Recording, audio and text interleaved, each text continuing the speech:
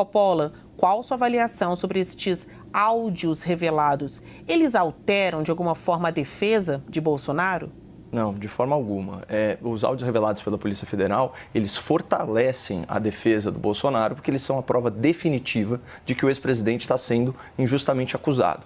Vamos recapitular aqui os crimes imputados falsamente a Jair Bolsonaro. Liderança de organização criminosa armada, tentativa de abolição violenta do Estado Democrático de Direito, golpe de Estado e dano contra o patrimônio da União e deterioração do patrimônio tombado. Essas acusações, Basílio, elas são falsas por 4 motivos principais. Primeiro, o depoimento do único delator do caso foi obtido por meio de ameaça. Segundo, as provas colhidas contradizem a denúncia apresentada.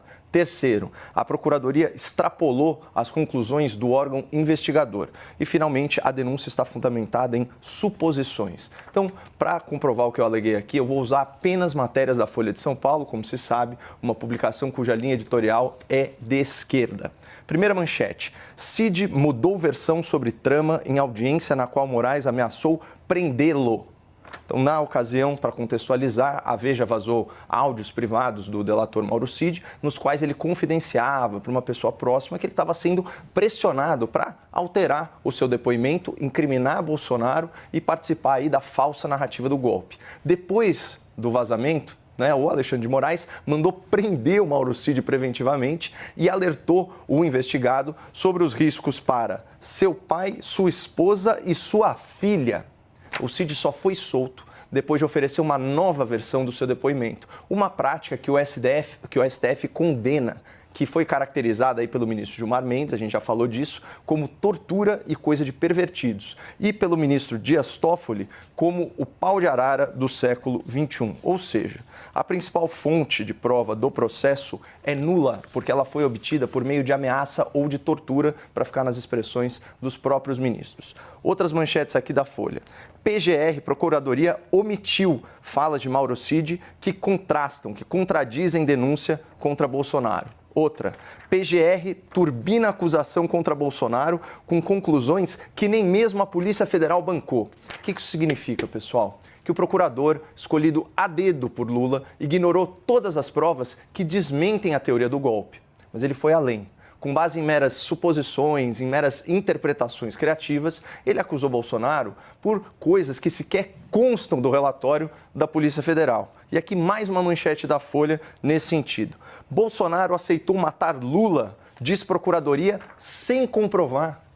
Claro que em nenhum momento do relatório da Polícia Federal existe a insinuação de que Bolsonaro aceitou, autorizou, ordenou a morte de autoridades. Pelo contrário, o que a gente sabe é que o Bolsonaro não atrapalhou, nem impediu a diplomação e a posse do Lula, apesar de sofrer pressões nesse sentido. E isso fica constatado pelas mensagens e pelos áudios, tanto do senhor Mauro Cid quanto dos demais militares. Nesses áudios fica clara a convicção desse grupo que o processo eleitoral foi fraudado, seja aí por falhas no sistema eletrônico, ou seja pela interferência indevida do Poder Judiciário, por meio de censura, com decisões tendenciosas, a própria anulação das condenações do Lula. Então, esses militares, eles pressionaram o ex-presidente para viabilizar novas eleições por meio de decretos previstos na Constituição, que envolviam, inclusive, pessoal, autorização do Congresso Nacional. E aí, depois de consultas jurídicas às Forças Armadas, em dezembro, o presidente se convence de que esse não é o caminho a seguir e ele facilita a transição pacífica para o novo governo, inclusive trocando o comando militar a pedido do novo governo. Dessa vez eu vou sair da Folha, eu vou para o Globo. Dezembro de 2022. Bolsonaro nomeia novos comandantes da Aeronáutica e Marinha escolhidos por Lula.